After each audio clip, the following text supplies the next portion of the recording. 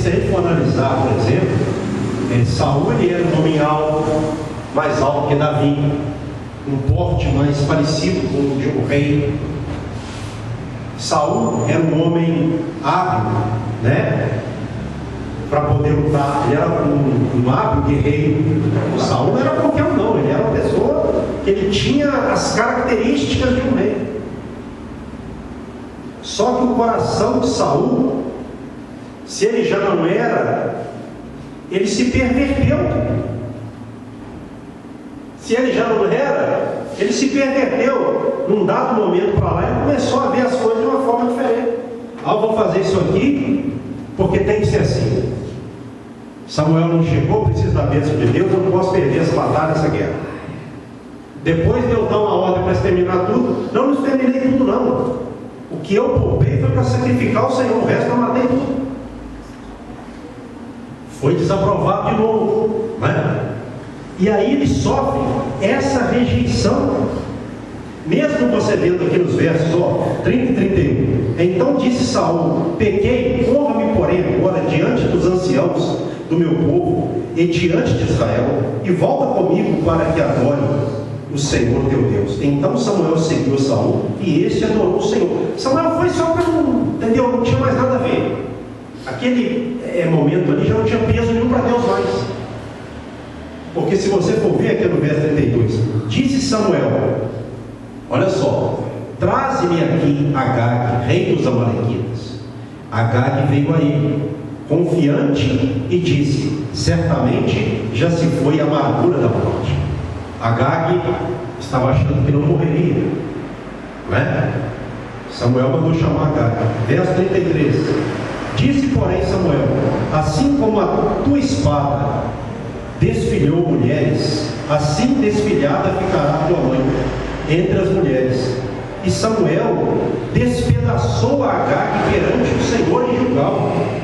Então Samuel se foi a Ramá, e Saul subiu a sua casa a Gibeá de Saul. Nunca mais viu Samuel a Saul até o dia da sua morte. Porém, tinha pena de Saul. O Senhor se arrependeu de haver constituído Saul rei sobre Israel. Então Samuel não tinha pena de Saul, né? Pela história, né? Saul começou bem e tal, vamos dizer assim, entre aspas, né? Quando Samuel ungiu a Saul, houve ali, naquele primeiro momento, houve uma alegria e tudo, porém depois ele foi se perdendo. Então, quando Deus olha para o homem, Deus não vê a estatura do homem, a condição financeira do homem. Deus não vê nada disso. Isso quem vê é a gente. A gente vê assim, né? Porque o ser humano é assim. Ele tem tendência de ver primeiro a aparência, mas Deus vê primeiro o coração. Então, a gente aprende com essa passagem que se Deus Ele nos diz para nós fazermos algo de uma forma, não adianta a gente querer fazer de outra forma que não vai dar certo. Porque o sucesso, quando eu falo sucesso aqui, não tem nada a ver com o estrelado segundo o mundo. O ser bem sucedido, vou usar esse aqui, o servo do Senhor, não está na forma de como ele vai fazer, está em primeiro lugar na sua obediência. Então, se Deus falar para qualquer de nós: olha, faça dessa forma, se Ele nos der todo o plano para nós fazermos algo, e nós fizermos daquela forma, Deus vai abençoar, com certeza. Deus vai conceder. Na hora certa, Deus vai colocando as coisas, né, em meio aos problemas, Ele abençoa. Isso é um ponto, porque Ele não muda, Ele é Deus. Então, se eu procurar agir com Deus de uma forma mais correta possível, Deus vai me abençoar, ou qualquer de nós. Agora, se eu começar a fazer as coisas da minha forma e não da forma de Deus, eu não vou ser bem sucedido. Pelo contrário, em vez de ser abençoado, eu vou ser rejeitado. Então, ainda que as coisas elas pareçam difíceis, é melhor esperar. E aí eu me lembro do salmista que disse assim: esperei com paciência no Senhor, e ele se inclinou para mim e ouviu o meu clamor. Tem que ter paciência. Quando você espera, Deus te dá uma direção, você espera. Saul ali, ele olhou mais o povo do que a Deus. Ele temeu o povo, ele temeu os filisteus. Mas o homem de Deus não pode temer em primeiro lugar. Ele não pode temer em primeiro lugar as pessoas, não. Ele tem que temer a Deus. Quando você teme a Deus, Deus ele vai te honrar, ainda que seja na última hora, ainda que seja talvez ali na gravidade da peleja. Talvez você já esteja ao passo da morte, mas se você estiver obedecendo a Deus, Deus não vai deixar, não sendo a sua hora, você morrer. Os inimigos virão, mas não prevalecerão. Deus vai te dar a graça, a força, a sabedoria. Ele vai alimentar a sua fé até que você chegue ao fim da batalha e abençoado em nome de Jesus Cristo. O segredo não está em antecipar as coisas. O segredo está, nesse sentido falando, em deixar as coisas acontecerem dentro do processo de Deus. Não é? Essa é uma questão. Então, a história dele, e o interessante também, eu vou ler um versículo aqui, olha só. Versículo 6, capítulo 14.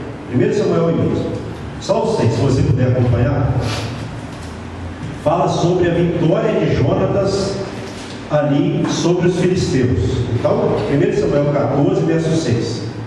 Olha só o que Jonatas, filho de Saul, disse quando eles estavam indo para guerrear contra os filisteus. Disse, pois, Jonatas ao seu escudeiro: venha, passemos a guarnição destes incircuncisos. Porventura, o Senhor nos ajudará nisso, porque para o Senhor nenhum impedimento há de livrar com muitos ou com poucos. Olha só. E outra coisa, os filisteus, nessa aqui, Jonatas, ele ganhou aquela batalha, ele com os homens de Israel. Se você for analisar, olha só o que diz aqui o versículo, capítulo 13, verso, apenas para você entender melhor essa questão. Versículo de número 22 somente.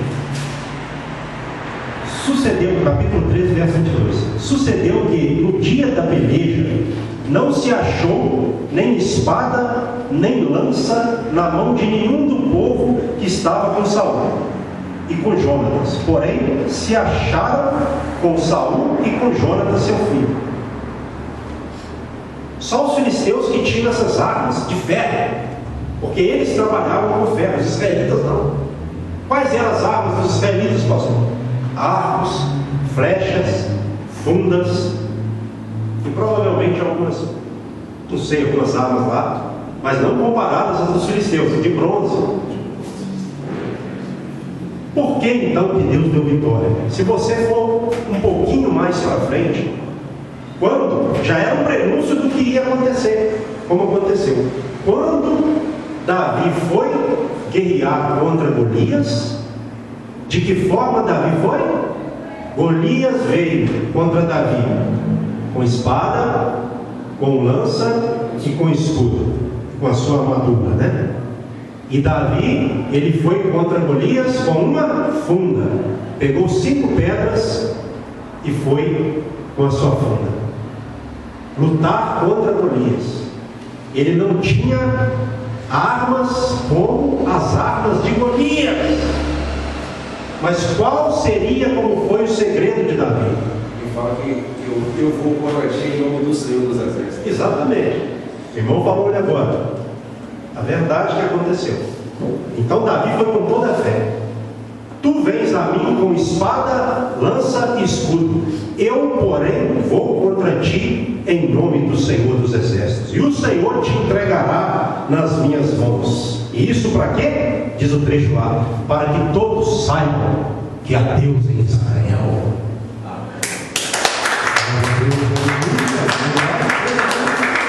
Então,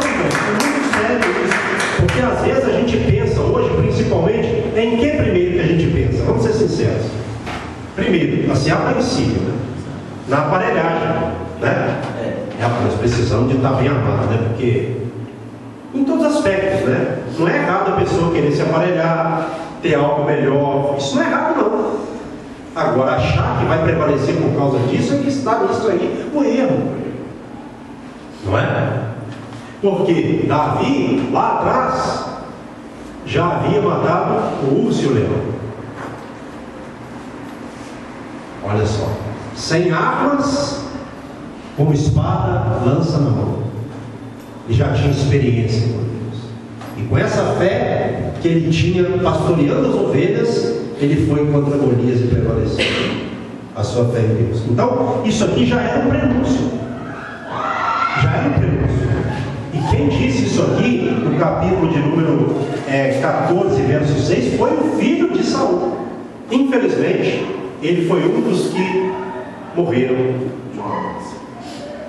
Infelizmente, ele foi um dos que morreram com Saul, né? Então nós temos essa questão, e para nós finalizarmos agora, né, de vez, o desfecho da história, né? O desfecho que foi, a gente vai para, vamos para o texto de Crônicas, que está mais reduzido. 1 Crônicas, capítulo 10, se você puder abrir.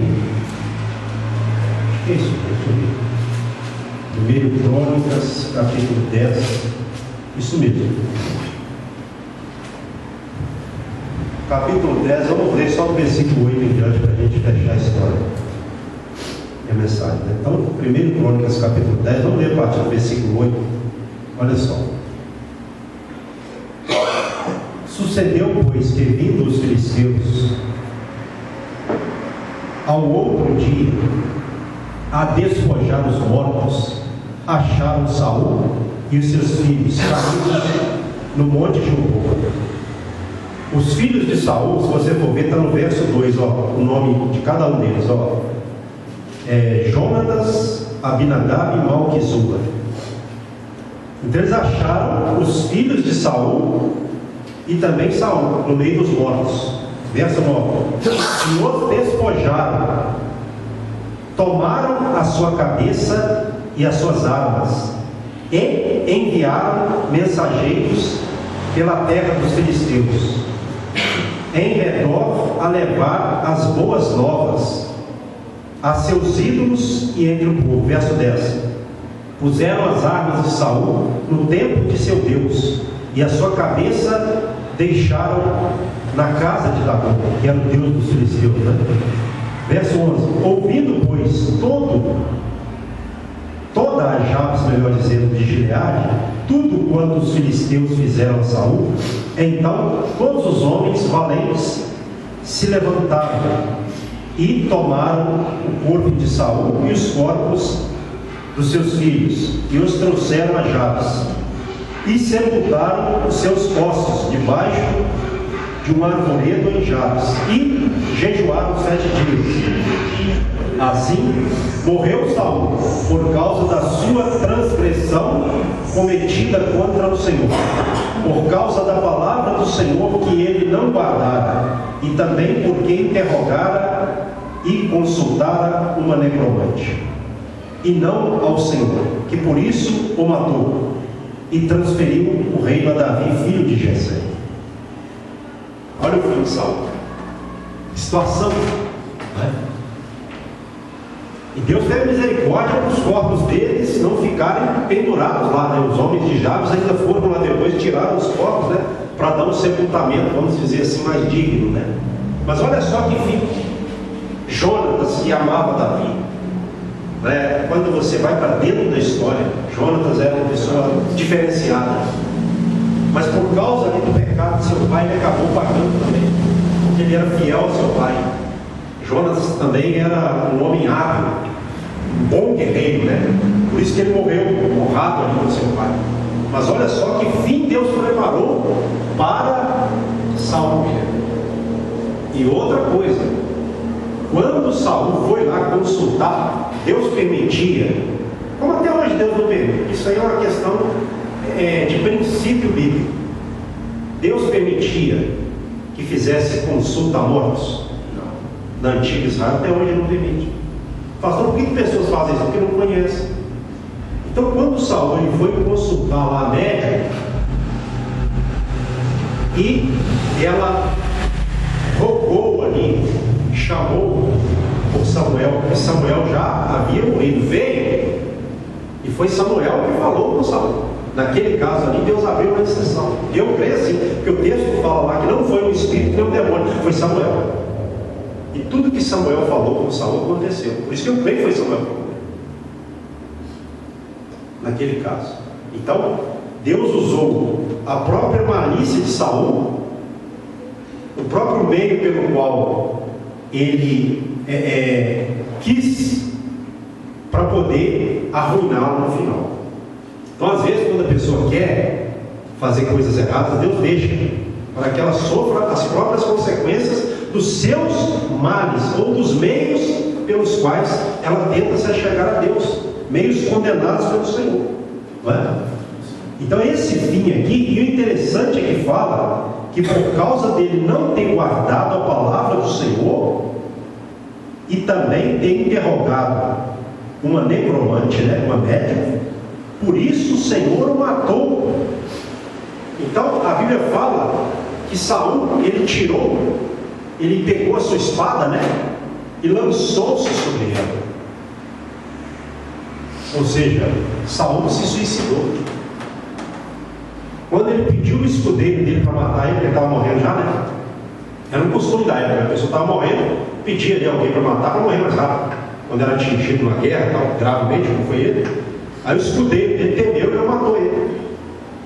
Aí ele pegou a sua própria espada e se lançou sobre ela e se matou. O escudeiro dele depois, vendo que ele havia se matado, pegou a sua própria espada também e se matou também.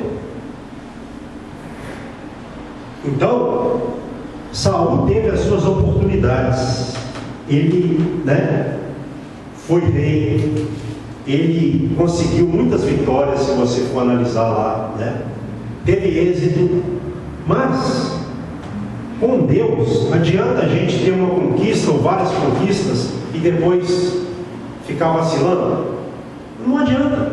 A gente tem que estar sempre procurando estar disposto a fazer a vontade de Deus, para que a gente não apenas comece bem, para que a gente continue bem e finalize também, termine bem a nossa trajetória. E aí Deus tirou o reino de Saul e deu a Davi, filho de Jessé. E Samuel disse: um melhor do que tu. Fica sentado aí. Então, finalizando, se eu achar que eu sou bom demais, estou dando um exemplo, vou usar minha própria vida mesmo para não ficar usando os outros, né? Para encerrar dessa forma. Se eu achar que eu sou bom demais e começar a vacilar com Deus, o que Deus vai fazer? Tirar a minha pessoa do que Ele me colocou para fazer e colocar um outro melhor do que ele. Porque Deus ele não depende da vontade humana. A vontade de Deus é soberana, a gente aprende isso. Amém. Ela não tem dependência de ninguém, né? É a graça de Deus. Se a pessoa foi escolhida, o que fez com que ela fosse escolhida? A graça. Mas se ela não der valor, a graça vai se tornar o quê? Maldição. Uma maldição, ou até uma desgraça, perdão da palavra, né? Então que nós obedeçamos a Deus como fez Davi. Pastor, mas Davi pecou. Davi foi marcado não pelo pecado dele, mas sim por ter sido um homem segundo o coração. Essa é a questão. Bem? Se coloca sobre os seus pés nesta noite. A irmã falou o nome Lília. Lília. Vamos, eu até esqueci, né? Perdão, tá? A gente saúda as pessoas aqui. A Lília está nos visitando, convidada da nossa irmã Dulce. Como é que a gente vai receber ela esta noite? Seja bem-vinda em nome de Jesus. Volte sempre. Esta igreja ama você. Bem? Lília, você falou que já de vez em quando ia e às vezes até vai, né, com igrejas evangélicas e tal. Você já chegou a aceitar Jesus como Senhor e Salvador da sua vida? Não, diga assim, você aceitou a Cristo quando foi feito o apelo? Porque aceitar Jesus, a pessoa aceita, a gente pede assim, você aceita Jesus, ela confessa Ele como Senhor e Salvador, E depois a pessoa começa a ser preparada para batizar, e, como eu falei, né? Você passou por esse processo ou você não chegou a aceitar Jesus assim, realmente como a Bíblia diz? Eu estou, caminhando, gatinhando nesse processo. Então você não aceitou ainda, né? Não. Você quer aceitar Jesus como seu Salvador de sua vida hoje?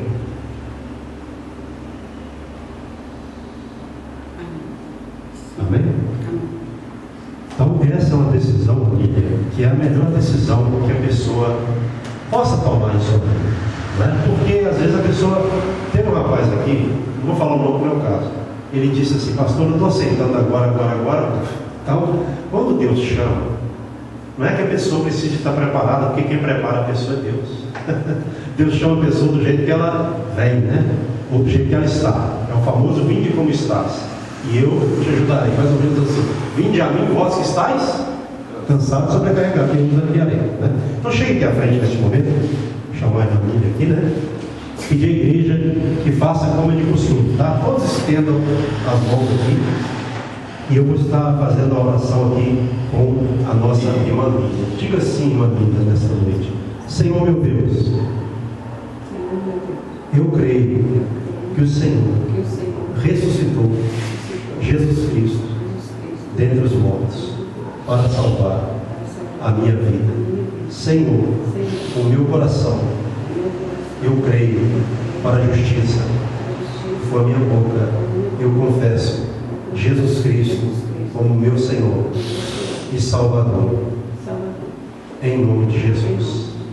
Marília, olha só, tem um livro lá em Apocalipse que a Bíblia fala assim, o nome dele é livro da vida.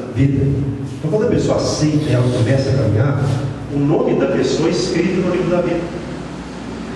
Então, firme para que o seu nome seja colocado lá e não mais tirado, né? Para que Deus possa completar o plano dele na sua vida. E a gente está aqui para poder te ajudar, como nós fomos ajudados também um dia a aceitei Jesus. Eles me ajudaram. Então a gente assim é uma constante, né? Nós não estamos fazendo nada com a irmã que não foi feito conosco, que é o que não foi feito conosco. Tudo que nós estamos fazendo aqui é o que a Bíblia manda fazer, e você firme-se com o Senhor para Deus cumprir o propósito dele na sua vida. Amém? Você quer ver domingo? Nossos cultos são terças, quintas e aos domingos. Deixa Deus agir na sua vida, em nome de Jesus. Deus te abençoe, amém? Faça assim com as mãos aí para receber. Pai, a todos eu abençoo, presentes e ausentes, com o teu amor, com a graça do Filho e com a suave e doce consolação divina do Espírito Santo. E a todos no final de domingo de conforto, de coragem, de consolação, para que nós terminemos a semana prática assim e comecemos, ó Pai, a semana prática também para nós. Começa a partir da segunda-feira, amanhã, dessa forma, em nome de Jesus. Amém. E que as palmas do Deus.